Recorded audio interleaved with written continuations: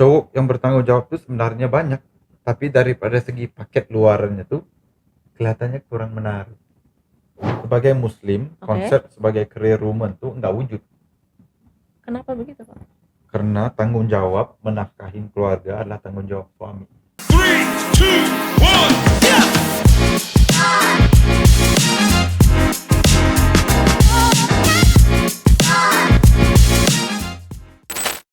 Halo Fatke Badis, masih bareng Kalista di sini di Far Podcast, yang mana di sini kita akan membahas topik-topik mengenai finance and relationship. Dan ini adalah mungkin topik pertama kita ya, setelah kita kemarin introduction. Ini adalah topik pertama kita, yang mana kita akan membahas topik yang sangat menarik banget nih guys. Dimana ada stereotip yang berkembang di masyarakat yang malah kini menjadi realitas nih. Nah, contohnya mungkin adalah cepat nikah aja, rezeki mah belakangan karena ada yang ngatur, seperti itu. Nah, ini kita akan membahas lebih dalam di VAR Podcast kali ini, dan tentunya aku di sini nggak sendirian ya.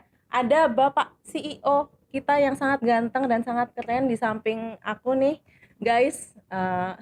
Naik gaji, guys. Percobaan. masih berusaha. Masih berusaha. Masih berusaha. Nah, dan di sini kita akan membahas nih Pak, topik yang mungkin sudah diterima di masyarakat bahwa ya udah deh, mungkin sekarang kita cepat nikah aja, orang rezeki mah ada yang ngatur. Nah, menurut Bapak gimana tuh? Dia bergantung kepada kepercayaan kita ya. Dan apa aja pilihan kita, sama ada kita bersetuju sama dengan konsep rezeki itu ada yang ngatur tuh, kita tuh perlu terima ya akibatnya ya. So saya bagi contoh nih, kan banyak yang ngajak nikah, mungkin terutamanya cowok ya. Kan kalau ceweknya kasih tahu nih, nanti kita tinggalnya di mana, rumahnya udah ada belum, kan kerjanya kurang stabil lagi, tapi udah ngajak nikah nih, right? So jadi ayat kayak gini tuh pasti akan digunakan oleh cowoknya tuh untuk ya nikah aja dulu secara sederhana gitu kan. Nah, so bagian itu pilihannya dari tangan ceweknya ya, sama dan untuk menerima penjelasan itu ataupun enggak ya. So saya tuh selalu cerita, bila cerita pasal pernikahan, cinta itu sebenarnya nomor 2 ataupun nomor 3. Nomor 1 adalah ngerti agama, nomor 2 ngerti tanggung jawab, nomor 3 patutnya baru cinta. Kenapa harus agama dulu? Karena kalau menurut agama itu kan udah jelas tanggung jawab cowoknya gimana. So apa tanggung jawab cowok sebelum bisa nikah? Ke atas istrinya. Bertanggung jawab atas istrinya. Makan, pakai, tempat tinggal ya. Oke. Di agama Bapak mungkin ya? Ya itu mungkin... kalau di agama sebagai muslim ya, jelas ya di situ. So jadi kalau contohnya rumah masih belum ada nih, makan pakainya masih belum bisa lagi nih, jadi kan daripada awal tuh udah melanggar hukum agama, tapi udah ngajak nikah menggunakan agama, ya udah akan diaturin gitu. So ini kita panggilnya penunggang agama ya. Nah, so kita gunakan penistaan agama tuh, enggak dong ya? Bukan penistaan agama ya. Kalau di sini istilahnya penistaan agama, Pak. Di Malaysia kita panggilnya penunggang agama. Penunggangan, bukan? Nah, kita menunggang agama itu untuk kepentingan kita. Iya. So, jadi akan ada orang yang menggunakan konsep begini untuk meyakinkan ya pasangannya itu ya udah kita nikah aja dulu gitu kan. Dan biasanya lah kesudahannya itu kalau udah mulakan perhubungannya itu dengan sokol udah nggak pas dari awal ya. Jadi pengakhirannya juga tuh biasanya tuh kurang baik. Ya, karena I think kalau di Malaysia ataupun di Indonesia top 3 ya puncak kenapa perceraian berlaku tuh adalah daripada segi financial. Sebenarnya belum siap. Betul. Kalau yang nggak punya agama gimana dong Pak? Kan tadi kan base-nya adalah agama dulu nih. Ya. Kalau yang nggak punya agama tuh dan perlu pakai logika ya. Dan dia akan pakai logika, dia akan pakai emosi ya. right? So daripada segi logika dengan emosi tuh, logika tuh ya udah kalau cowoknya mampu nih silakan, right? Kalau nggak mampu kan udah nggak logika ya. Iya, udah nggak Dan yang mampu terakhir, maksain lagi gitu. yang terakhir itu benar-benar perasaan, nggak tahu agamanya, nggak tahu tanggung jawabnya kan. Agama, tanggung jawab, dan last kali itu baru love ya. Ini yang kedua tuh udah dibuang. Kan kalau benar-benar nggak ada agama nih tapi nggak ngerti tanggung jawab juga, buat keputusan berdasarkan ataupun berasaskan perasaan semata-mata. Ada istilahnya di Indonesia Pak, namanya apa ya, agak lupa, mokondo. Mokondo Pak istilahnya ya, tahu kan ya Pak ya istilah mokondo? Bukan, mokondo tuh modalnya kontol doang. Nggak ada kaitan dengan malah ditambahin. Itu kan nggak ada kaitannya kan, itu kayaknya cowok-cowok fuckboy ya. Iya betul. Ya cuma itu aja modalnya gitu. Dating aja ngajak disuruh ceweknya bayar gitu ya. Ya. Dan yang ini sedikit beda ya, karena ini cerita pasal pernikahan ya. Ya ada juga orang yang benar-benar kayak gitu nikah. Dan of course tugas cewek tuh kalau udah lihat beberapa red flag gini ya, nggak ngerti tanggung jawab, nggak ngerti agama, ngapain mau nikah? Tapi banyak lagi Pak yang kayak gitu. Ya banyak juga yang cerai lepas itu. So jadi nggak salah ya. Yang pentingnya cuma sedar aja. Bila udah jadi kayak gitu, nggak perlu menyalahkan sesiapa, karena pernikahan tuh nggak bisa berlaku kalau ceweknya nggak mau ataupun cowoknya nggak mau. Perlu kedua-duanya mau ya. Betul. Ya. Dan biasanya bila bercerai itu pasti disalahkan pasangannya aja. Iya. Padahal mungkin cowoknya ceweknya mau kondo aja. Padahal ceweknya itu padahal mungkin umurnya udah 25, 26. Pantasan mau nikah gitu kan, karena udah ada pressure ya daripada keluarga dan apa semua tuh. Dan cowoknya ya udahlah. Kalau nggak perlu bayar apa-apa, kenapa enggak ya? Tapi kan kalau itu dari sisi cowok ya Pak ya. Kalau menurut Bapak dari sisi cewek tuh gimana? Misalkan kayak saya nih umurnya udah 28 gitu ya. Dan sementara itu di press juga sama keluarga sama lingkungan untuk cepet-cepet nikah gitu. Nah, mungkin ada masukan nggak Pak untuk kita ini yang mungkin sudah berumur gitu ya 25 tahun ke atas, tapi masih kayaknya kok masih belum siap gitu. Gimana tuh Pak? Ada dua perspektif ya. Nomor satu tuh adalah perspektif yang gimana pun ahli keluarga tuh pasti kurang happy ya. Kalau nggak ada boyfriend tanya kapan mau ada pasangan. Udah ada boyfriend tanya kapan mau nikah atau tunangan. Udah nikah tanya lagi kapan mau ada anak. Udah ada anak satu tanya lagi kapan mau tambah lagi. Betul. Jadi gimana pun mereka tuh akan bertanya gitu kan. So jangan ambil hati aja, karena itu kan tugas mereka bertanya gitu. Jumpanya setahun sekali gitu kan. Oh itu tugas aja ya? Iya. Basa-basi aja. Iya, basa-basi aja. Bukan pressure apa-apa. Itu nomor satu. Yang mungkin benar-benar pressure-nya itu akan datang daripada ibu bapak ya. Betul. Terutamanya kalau ada anak gadis, karena mereka tuh pikir kayak zaman mereka dulu, kalau ceweknya itu nggak ada pasangannya lepas umur katakanlah 30 tuh susah, siapa yang mau jaga. Kita tuh udah nggak akan hidup lama ya. So mereka tuh pengennya lihat tuh anaknya tuh secure gitu. Ada sosok yang menjaga. Saya kan ada 2 anak cewek. Jadi saya ngerti ya perasaan kenapa gitu kan, pasti risau gitu kan. Daripada segi satu sisi juga adalah saya juga nggak mau anak saya tuh nikah dengan orang sembarangan. Ya terutamanya bukan perlu kaya ataupun apa, cuma macam saya ngomong kan, ngerti agama, ngerti tanggung jawab gitu ya.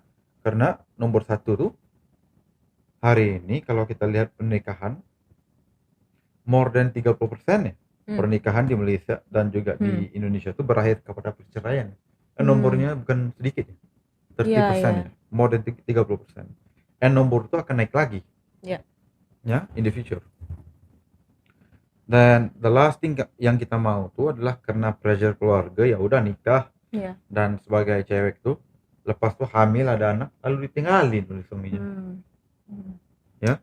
So parah, karena sebagai single mom mau cari kerja susah, mau cari pasangan hidup baru juga lebih susah ya berbanding dengan yang single benar-benar gitu. So for me it's better to be single Better to be Nah. single. berbanding dengan nikahin cowok yang salah, yang nggak ngerti agama, nggak ngerti tanggung jawab. Oke, nggak ada agama, nggak apa-apa, yang penting ngerti tanggung jawab. Tanggung jawab, betul. Tapi Ya. kayaknya nowadays ya Pak ya, hari-hari ini ya, khususnya untuk cewek itu kayaknya susah banget gitu cari cowok yang bertanggung jawab gitu. Saya kurang setuju. Why? Hah? Itu pengalaman pribadi loh Pak. Banyak cowok yang bertanggung jawab, cuma nggak memenuhi kriteria cewek itu yang lainnya. Perlu setinggi ini, hasil uangnya perlu segede itu, perlu tinggalnya di area itu, mobilnya nggak mau yang bawa motor, right? Nggak mau yang pelit. Kalau orang tuh pintar keuangannya, dia pasti akan pelit sedikit ya. Oh, Mau 50-50. Karena lu bukan siapa-siapa. oke. Benar nggak? You're not my wife. Why should I pay for everything yet? Kamu bukan tanggung jawab aku lagi. Sekadar pacaran. Kan kedua-duanya juga enak-enak ya. Kedua-dua mau enjoy juga. Kenapa? Financial burden-nya tuh jatuh kepada cowoknya 100%. So, Because cowok we yang as woman kan juga maksudnya memantaskan diri juga nih Pak untuk calonnya. Kenapa saya tidak deserve orang cowok yang lebih oke gitu? iya, kan cowok tuh juga ada pilihannya juga. Ngerti nggak? So, if you can have a preference, cowok tuh juga bisa can have a preference. So, contohnya you want, for example, cewek tuh mau pasangannya tuh pintar, bisa jaga financialnya. Benar nggak? Betul. Tapi apa petanda orang yang pintar keuangan? Dia pasti pelit dong. Karena tuh ada uangnya. Oh. Emang kalau ada uang, kalau nggak ada uang pasti nggak pelit gitu. Berbandingkan dengan contohnya cowok nih royal, Yeah. pakai mobilnya bagus-bagus, tinggalnya apartemen nih keren gitu kan, dinernya sekali bayar ya 500.000, 1 juta tuh nggak apa-apa gitu kan, kan? Tapi simpanannya nggak ada. So cowok mana yang lebih bertanggung Yeah. jawab? Untuk banyak cewek, mereka akan pilih cowok yang kedua, yang keretanya keren, apartemennya keren, bisa belanja-belanja, tapi nggak ada simpanan. Karena daripada segi luarannya itu royal, bagus, keren. Walhal yang pelit nih yang ada simpanannya mungkin 100 juta, udah siap mau nikah, bisa nikah tanpa utang. Tapi secara look kayaknya tidak terlalu memperhatikan looknya ya. Iya, tapi daripada luarannya tuh kelihatan pelit. Pakaiannya juga lama-lama, mobilnya juga lama-lama, tempat tinggalnya juga cuma kosan. Ngerti nggak? So jadi yang banyak yang bertanggung jawab tuh banyak. Tapi soalnya cewek tuh nggak mau sebenarnya. Gitu Karena ya. apa yang dicari itu dari persegi luarannya tuh perlu pas gitu. So jadi banyak aja. So sebagai contoh ya, waktu saya zaman muda, saya kan kedekut ya, pelit ya. Jadi sangat Apa berkira-kira. tadi Pak, kedekut ya? Iya, kedekut kalau di Malaysia tuh. Pelit ya. Karena if I want to know you and you want to know me kan 50-50. Nah. Ya. And saya nikahin pasangan saya tuh waktu tuh kita mula tahun pertama kita ngeditnya tuh memang benar-benar 50-50. Ya. Karena umur sama, penghasilan sama.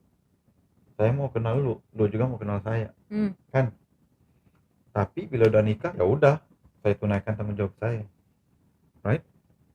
So cowok yang bertanggung jawab itu sebenarnya banyak, tapi daripada segi paket luarannya tuh kelihatannya kurang menarik. Karena dia nggak akan bayar 500.000, 1 juta untuk dinner.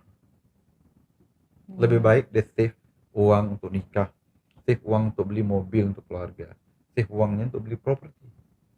Tapi itu kan nggak seksi ya, keren. Nggak keren ya. Ya, nggak keren. Penampilannya biasa aja gitu. Biasa aja.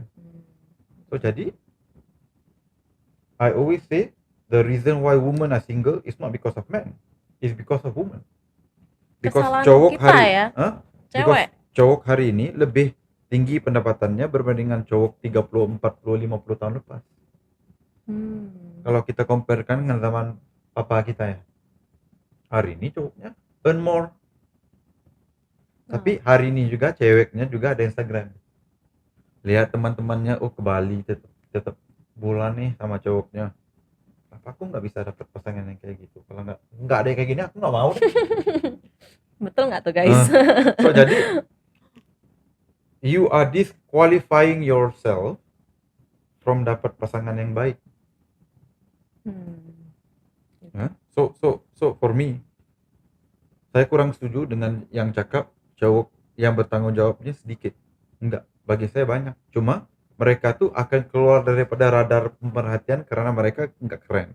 Iya. Mereka mungkin kurang ganteng. Iya. Late bloomer gitulah. Ya. Padahal mereka tuh punya duit ya harusnya untuk mempercantik atau memperganteng diri mereka loh. Kenapa mereka nggak lakukan itu penting. ya? Oke. Yang lebih penting uangnya tuh disimpan untuk masa depan ya.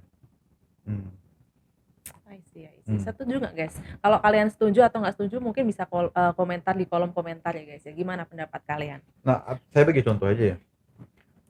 Income saya waktu umur 30 tahun sekitar waktu itu jadi karyawan sekitar 30 hingga 35 juta. Saya nggak ada skincare. Oke. Nggak ada skincare. Mukanya dibasuh pakai sabun mandi buku itu. Bukan yang liquid, yang bukan buku air itu. wudhu ya? Alhamdulillah. Tapi zaman masih zaman jahiliyah, kurang sholat gitu. Jujur aja. Right? So nggak ada skincare. Uangnya banyak. Habis dipakai untuk beli rumah terus. Right? Saya invest untuk masa depan. So jadi hari ini mungkin kelihatan lebih baik berbanding dengan 10 tahun lepas karena hari ini ya ada investasi ke atas diri sendiri karena udah cukup. Waktu itu enggak. So jadi macam saya ngomong tadi tuh, cowok yang bertanggung jawab tuh banyak, tapi mereka tuh nggak ada di radar cewek-cewek ini karena mereka tuh kurang keren, kurang royal. Jadi pesannya untuk teman-teman cowok, perganteng diri Anda gitu ya Pak ya mungkin? Enggak juga?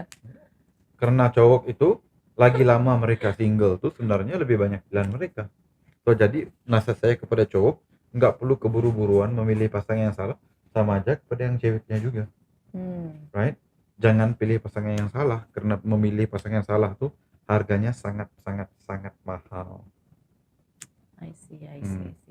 Oke, ngomongin soal nikah nih Pak, mungkin kan Bapak ini juga pernah mengalami kegagalan gitu ya di dalam pernikahan. Kalau dulu sebelum menikah Bapak tuh melakukan prenup nggak sih atau perjanjian pranikah gitu? Nggak ada kalau di Malaysia itu. Oh nggak ada di Malaysia gitu.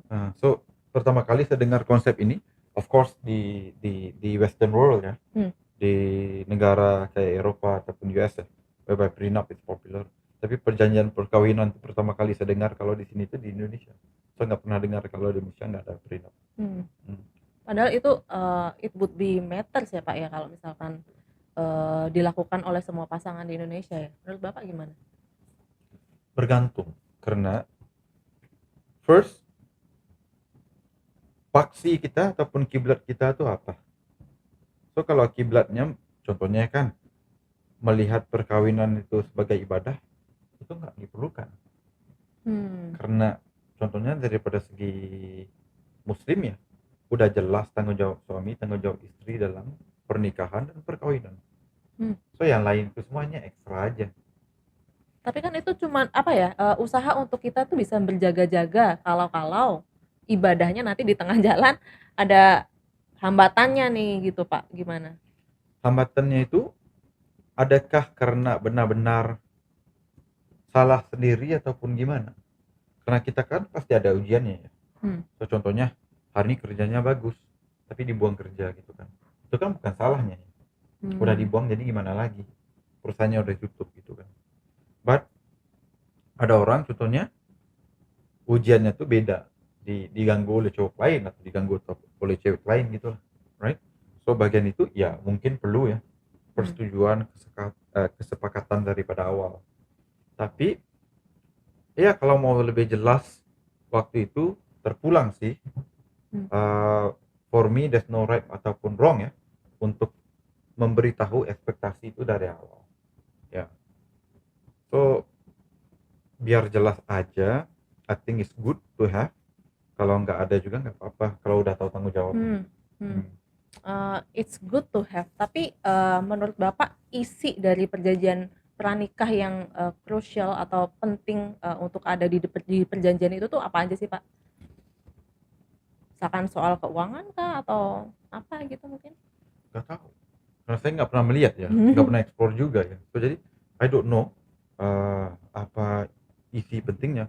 Sebab itu saya ngomong kalau orang tuh kalau misalnya contoh saya nih mau nikah lagi, saya akan pastikan pasangan saya itu ngerti tanggung jawab, ngerti agama.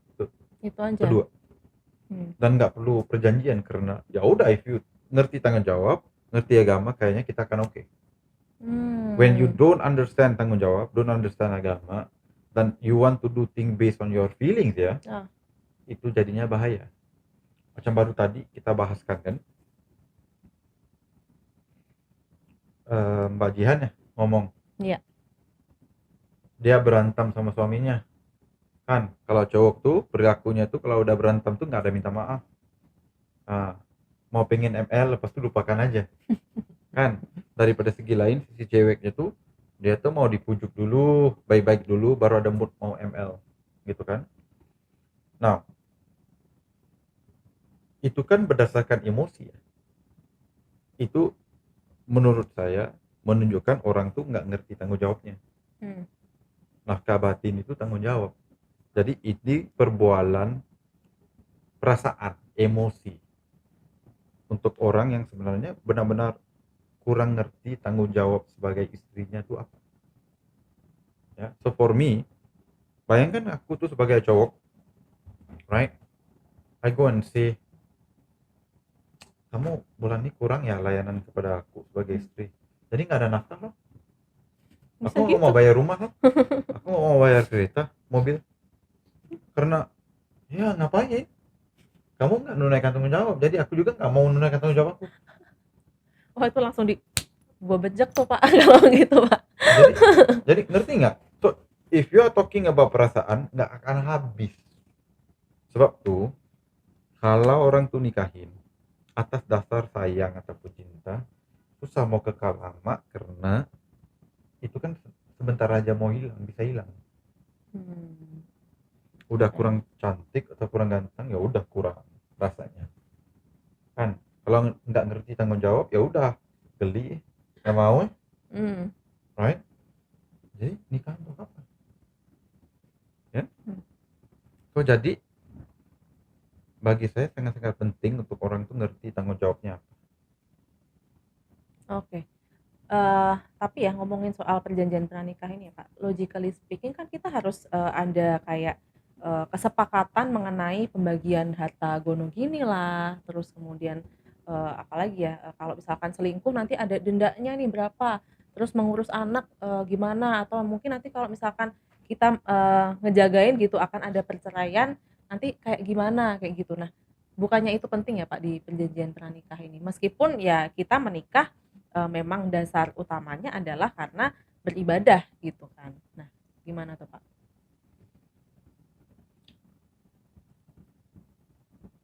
Logikanya keperluan kita waktu umurnya 20 berbeda dengan keperluan kita waktu umurnya 30. Dan keperluan kita umurnya 40 berbeda dengan keperluan kita waktu umur kita 30 ataupun 20. How do you plan when you are not even there? So for me, majority perjanjian pernikahan ya? Iya, pranikah tuh ditulis oleh orang yang sebenarnya nggak pernah menikah. So jadi menarik nih guys. Jadi sebenarnya umpama kita tuh menulis manual produk mikrofon ini untuk orang yang sebenarnya nggak pernah bina pun mikrofon ini. Ngerti nggak? Nggak logik, nggak bisa dipakai, right? Cuma dalam case-case yang contohnya mungkin cowoknya tuh udah ada track record selingkuh ya. Waktu pacaran udah track record selingkuh. Ceweknya bilang, lu udah pernah selingkuh nih, aku mau letak ini. Kalau selingkuhnya dendanya apa? Akibatnya apa? Silakan. Ngerti nggak? Tetapi kalau cowok tuh ngerti tanggung jawab dan agamanya udah tahu, itu nggak bisa loh. So ini hanya berlaku untuk mereka yang punya track recordnya jelek aja ya Pak ya untuk bikin perjanjian pernikahan ini. Iya, dan emang perjanjian pranikah itu laku berbanding dengan undang-undang negara gitu kan. So jadi saya juga nggak ngerti ya berapa strong ya perjanjian nikah tuh untuk dipakai nanti waktu perceraian. I don't know. Ya karena kalau di Malaysia ya kita kan ada hukum syariah. Very gimana? clear kalau kita tuh cerai dia bukan masuk ke mahkamah biasa, dia masuknya ke mahkamah syari'i. So hak istri itu jelas, nggak bisa lari, jelas. So kita ada dua mahkamah, satu mahkamah tradisional, satu lagi mahkamah syari'i. Contohnya kalau kita meninggal kan, kalau yang bukan muslim tuh perlu ada wasiatnya untuk contohnya hartanya 100 juta nih dibagikan gimana. Untuk yang Islam udah jelas, nggak ada juga nggak apa-apa, kalau ada lebih baik. Tapi kita tuh nggak bisa, contohnya ya aku nih nikah nih tuh aku ada mistress, aku ada nilai asetnya 100 M, aku tulis nih perjanjian nih 100 M nih aku akan kasih kepada mistress aku, nggak mau kasih apa-apa kepada anak aku, istri aku atau mama aku. Nggak bisa dipakai dong. Iya. Karena dia melanggar undang-undang agama. So, jadi aku tuh cuma bisa kasih maksimalnya 30% ya kalau nggak silap sebagai hibah ya kepada sesiapa aja, dan itu pun bisa dilawan kembali kalau nggak halal ya, contohnya mau kasih kepada mistress ya nggak boleh lah ya. So jadi untuk orang yang ngerti tanggung jawab udah paham agamanya, udah tahu ya apa yang boleh apa yang nggak boleh. Jadi perjanjian itu sebenarnya nggak diperlukan, nggak laku juga nanti. Nggak laku juga ya. Kalau di Indonesia nggak ada karena nggak laku. Karena kalau kita tuh muslim, kalau cerai itu kita ada mahkamah syari'i. So udah jelas perlu dipersetujui apa-apa. Ini harta pencariannya, ini nafkahnya berapa, right? Semua itu udah jelas. Oke, nah ini kita sekarang mau lebih menggali mengenai hubungan antara pernikahan dan juga karir nih Pak. Sejauh apa sih sebenarnya pasangan kita itu tuh bisa mempengaruhi career choice kita Pak sebetulnya? Oh, rumit dan complicated nih soalnya nih. Coba Pak, pelan-pelan aja Pak. Karena kita ada dua POV ya. Satu agama. Oke. Satu lagi duniawi ya. So now sebagai muslim, the concept of career woman, kalau nggak salah saya ya, nggak wujud. Gimana Pak? Sebagai muslim, konsep sebagai career woman tuh nggak wujud. Kenapa begitu Pak? Karena tanggung jawab menafkahin keluarga adalah tanggung jawab suami. So the concept of career woman dan apa semua itu nggak wujud. Itu konsep modern ya. Dan kalau if you look at beribu-ribu tahun ya sejarah manusia ini, wanita berkerjaya cuma muncul in the last 60-70 tahun kemarin. Sebelum ini wanita bahagia aja jadi suri rumah tangga. Mungkin setelah muncul gerakan feminisme gitu, woman power nih. Ada dua puncak. Nomor satu gerakan feminis ya. Nomor dua, dan by the way gerakan feminis nih adalah gerakan yang dibayar oleh cowok. Oh really? Yes. Okay. Yes. Jadi sebetulnya it was funded by a guy. Kenapa? Karena kalau dalam keluarga tuh cuma suaminya yang kerja nih, kerajaan cuma bisa dapat penghasilan cukai ya, di sini panggil pajak ya. Pajak daripada suaminya aja. Tapi kalau istrinya juga kerja, kerajaan tuh bisa dapat hasil pajak tuh daripada suami dan istri. Dan siapa yang jaga anak-anak? Nggak ada ya. Anak-anak akan diserahkan kepada sekolah, jadi mereka bisa brainwash anak-anaknya tuh. Karena nggak ada yang jaga.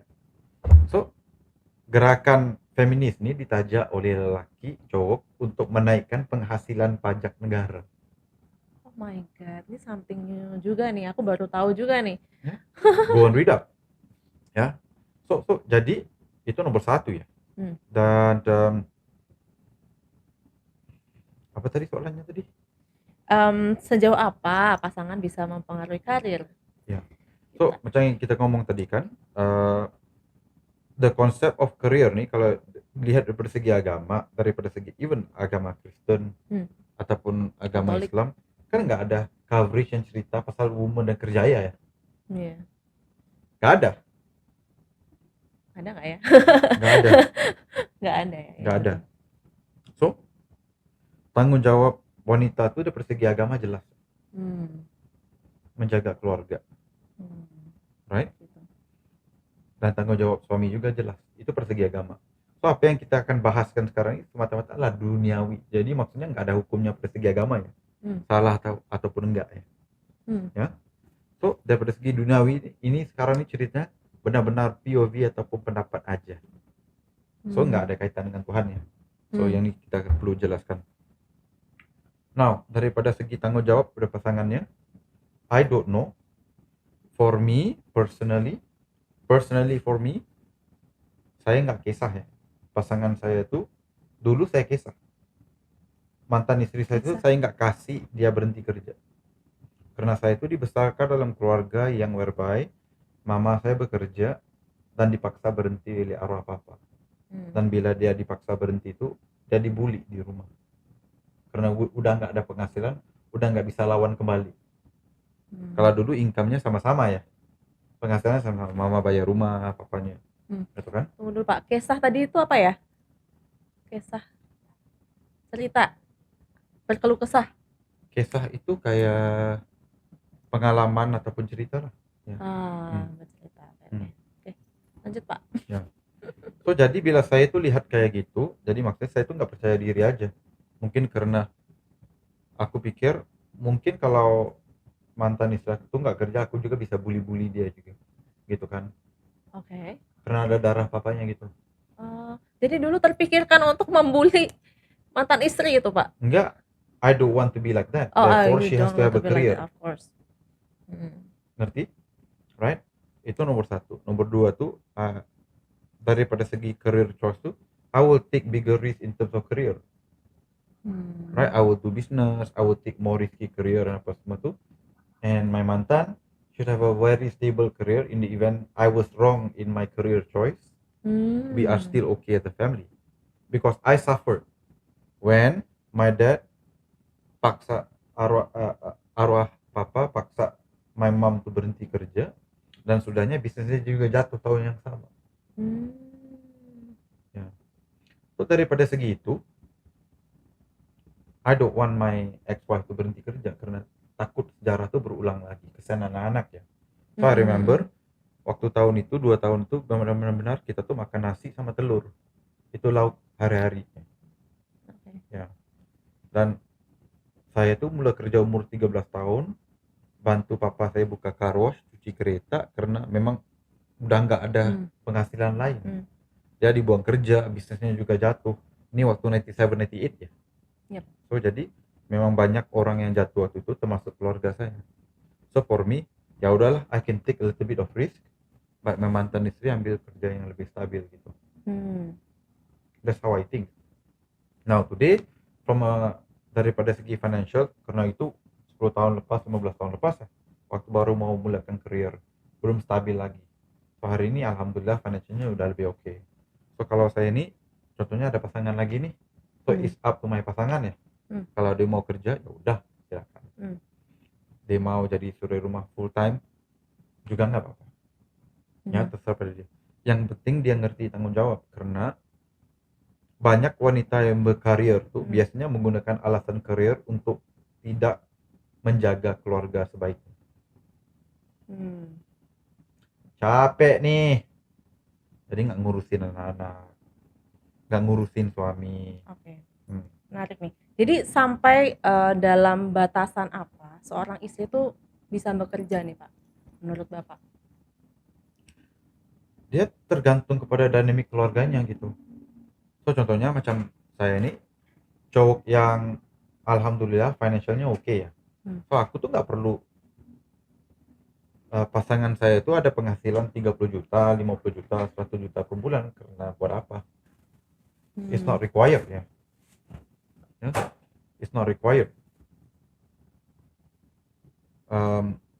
But ada juga keluarga yang contohnya mungkin cowoknya penghasilannya nggak sebesar itu, dan istrinya tuh mau certain level of lifestyle ya.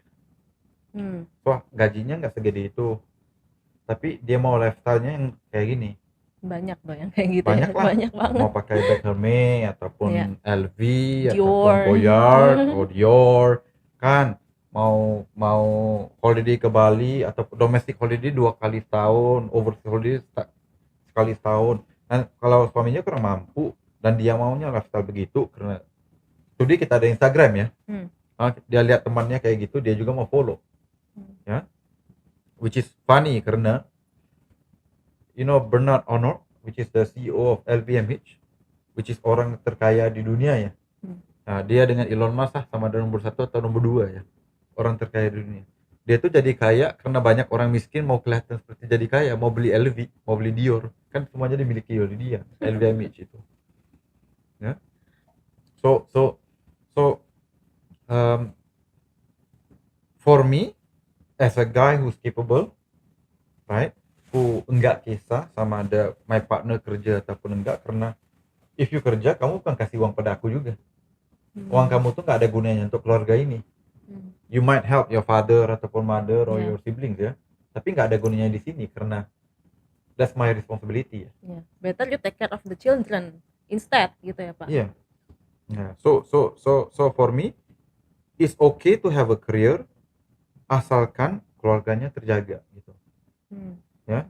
Karena bukan sedikit ya kisah yang whereby istri kerja fokus pada career, suaminya diabaikan. Sudahnya suami selingkuh. Yang disalahkan oleh netizen suaminya terus. Tapi yang orang nggak tahu ceritanya, istrinya tunaikan tanggung jawab ataupun enggak. Yang itu semuanya nggak cerita ya. Betul. Yang taunya cerita headline-nya, suaminya selingkuh sama ini. Dan boom. Ya. For example, I have a friend. Dia nikahin sama artis di Malaysia dulu. Dan istrinya tuh ada kondisi ada sakit ya di ovarinya tuh. Dia tuh nggak bisa have sex. Nikahnya lebih 10 tahun baru selesai cerai. Cerai ya? Mungkin karena tidak terpenuhi tanggung jawab dia sebagai... Karena istrinya tuh nggak respect dia. Nah, istrinya tuh ada penghasilan sendiri, malah selebgram di Malaysia tuh malah dimaki-maki, suaminya kasar sekali. Tanggung jawab udah nggak dibuat, kasar lagi.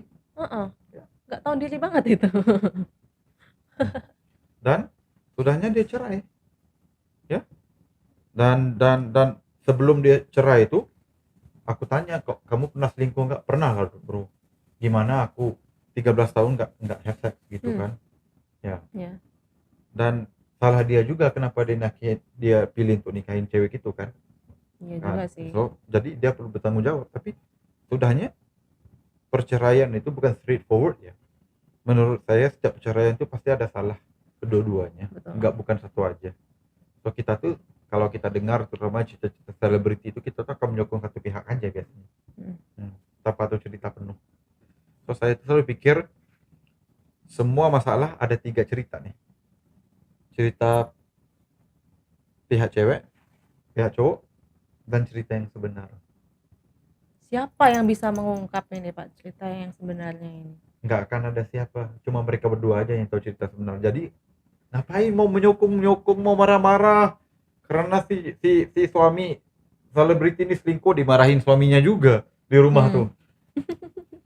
Ya kalau di Malaysia tuh kalau ada contohnya selebgram nikah 2 tuh, 1 minggu tuh istrinya di Malaysia bad mood semua. Oke, ngomong-ngomong nih Pak, kalau misalkan dalam rumah tangga tuh kan kodratnya memang suami itu yang menjadi pemimpin ya. Nah, bisa nggak dia nyuruh istrinya untuk memilih karir yang dia mau gitu, yang suaminya pilihkan untuk dia? Menurut Bapak gimana? Kayak kamu harus Kurang jadi sesuai. selebgram gitu. Kurang sesuai. Menurut saya enggak ya, karena enggak patut, karena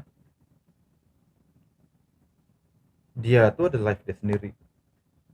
Beyond you ya. Asalkan dia menunaikan kewajibannya kepada keluarga, her career choice ataupun his career choice should be up to him or her. So, I bukan ngomong satu pihak aja ya, keduanya. Asalkan tanggung jawab asas kepada keluarganya ditunaikan, pilihan karir tuh asalkan bukan yang haram ya. Nomor satu, bukan yang menjatuhkan marwah keluarga, should be 100% pilihan masing-masing. Nggak salah kalau mau tanya pendapat. Ya nggak salah kalau mau tanya pendapat. Tapi kalau mau paksa hingga berantem, bagi saya kurang sesuai. Karena saya itu kan, kita kan dalam keuangan ya, kita ada jumpa banyak banget dokter nih di Malaysia yang menyesal banget jadi dokter. Kenapa tuh Pak? Karena mereka tuh cita-citanya mau jadi yang lain. Ada yang mau jadi pilot, ada yang mau jadi usahawan. Tapi kenapa mereka tuh pilih untuk jadi dokter? Karena papa mamanya mau mereka tuh jadi dokter. Sesudahnya mereka tuh depresi karena pilih kerjaya yang sebenarnya aku nggak suka, tapi aku hanya buat karena disuruh oleh papa mama untuk mendapat restu. Memang banyak ya Pak di Malaysia sana orang tua yang pengen anaknya jadi dokter. Pasti. Kenapa? Supaya dia bisa ngomong pada teman-temannya, anak aku dokter. Emang profesi lain nggak keren apa gimana gitu? Untuk orang tua kayaknya dokter yang paling tinggi kan? Emang ya? Untuk orang tua dokter paling tinggi. Kalau lihat zaman 50 tahun lepas, di mana-mana kampung, dokter, cikgu, guru ya, adalah profesi yang paling tinggi, sama kerja sama pemerintah. Karena kerjanya stabil. So, jadi itu kerjaya yang bisa dibanggakan gitu.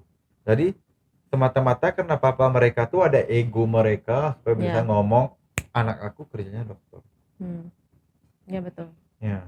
Kadang cewek juga nih misalkan dipaksa nikahnya sama cowok yang lebih kaya atau punya perusahaan apa gitu karena semata memenuhi egonya dia gitu. Iya. So jadi it's wrong ya to burden your children or someone that you love with your personal expectation. So for me, aku nggak cemburu ya kalau lihat contohnya anak billionaire ataupun anak raja gitu yang hidupnya mewah terus. Nah, ya, lu memang hidup lu mewah ya, kelihatan bahagia bisa holiday sana-sana. Tapi realitinya itu bukan uang kamu. Dan semua orang tahu itu bukan uang kamu. Right? Tahuan ya. Orang nggak respect lu.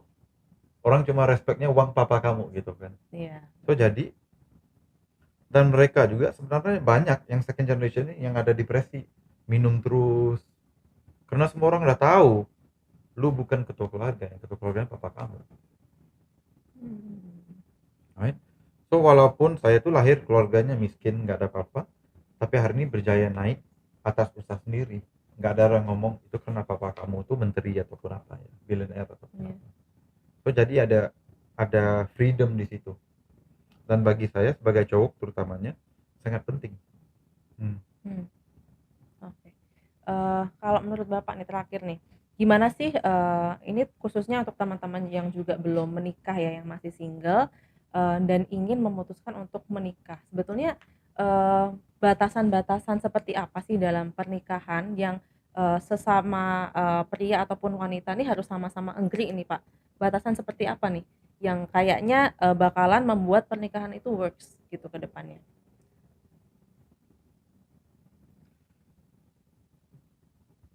Kan ada dua POV ya, satu dari persegi agama, satu lagi dari persegi kemauan. Ya. So agama itu jelas ya, keperluan dan tanggung jawab. Daripada segi kemauan itu terserah masing-masing sih. Gitu. Yang penting secara agama sudah terpenuhi semuanya kewajibannya ya. So itu menurut saya. Tapi contohnya dalam agama tuh kan hukum nikah itu mudah ya. Ya nggak perlu ada keduri yang ada 1000 orang ya. Nggak perlu buat di hotel JW Marriott ataupun di St. Regis. Nggak perlu ya. Tapi kan setiap orang tuh ada ego masing-masing. Kalau ngomongnya aku nikah cuma sekali dong. Emang yakin nikahnya sekali? Itu ayat yang paling senang kena scam kan. Emang yakin nikah sekali? Right? So Jadi karena itu perlu hire fotografernya gini. Kan venue-nya perlu gini kan. So jadi the reality-nya itu semuanya kemauan untuk memenuhi ego. Right? Dan itu bagi saya terserah kepada masing-masing. No right, no wrong. I just don't buy into that bullshit. Hidup saya tuh mudah. Saya tuh lihat aja apa keperluan dari segi agama, tunaikan itu dulu. Yang lain tuh bonus-bonus. Kalau boleh dapat ekstra ya udah alhamdulillah ya, kalau nggak dapat nggak apa-apa juga. Ya. So jadi contohnya kalau kita lihat keperluan apa tuh kehendak ya. Kan nantinya jadinya rumit ya. Mau keretanya segini-segini, mau rumahnya segini-segini. Pusing sampai bila-bila juga nggak bisa nikah dong. Karena kita tuh bakal membandingkan dengan orang lain juga. Tadi kan secara agama yang penting menunaikan setiap kewajiban agama nih Pak. Tapi kan kalau kemauan ini kayaknya nggak ada batasan kemauan itu sendiri. Itu dia. Jadi for me bila kita pasal kemauan bergantung kepada lu dan pasangan lu. Oh, harus dinegosiasikan dulu ya. Iya. Harus jelas lah dari awal. Macam contoh yang lucunya ya. Yang mau nikahnya nih cowok dengan ceweknya, yang banyak ceritanya sebenarnya adik keluarganya. Relate Nah, dong. semua gitu kan. Emang si cowoknya mau bersanding pakai makeup? Emang Iya sih. mau lu? Nggak mau kan? Kan?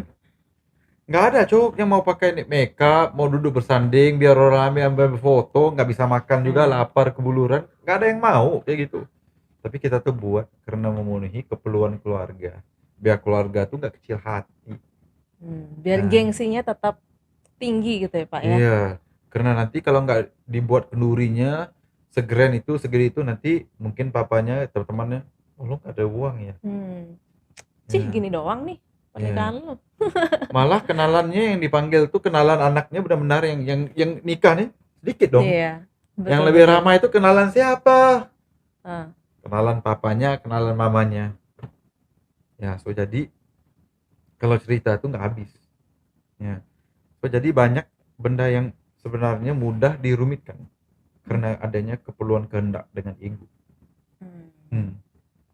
Oke, jadi guys, tadi yang pertama adalah yang penting menunaikan kewajibannya dalam agama, dan yang kedua adalah memiliki kemauan yang mungkin harus dinegosiasikan dulu terhadap pasangan masing-masing ya. Nah, kalau kalian pribadi setuju nggak sih dengan semua statementnya Pak Faizul? Kalau kalian nggak setuju, kalian boleh komen di bawah nih segala komentar pemberontakan kalian ya. Kalau kalian ada yang nggak setuju, apa saja poin-poin ketidaksetujuan kalian, tapi kalau setuju boleh banget komentar juga. Jangan lupa like, comment, share, and subscribe YouTube channel ini supaya kalian bisa mendapatkan update terbaru dari Far Capital Indonesia. So, thank you for watching this video and see you. Bye-bye. 3, 2, 1, yeah!